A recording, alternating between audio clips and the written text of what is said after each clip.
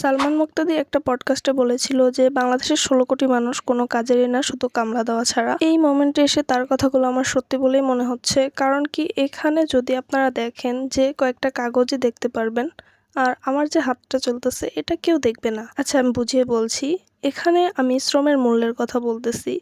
বাংলাদেশের মানুষ শ্রমকে কোনো মূল্যই মনে করে না, তারা ম্যাটেরিয়ালসকেই মেইন মূল্য মনে করে।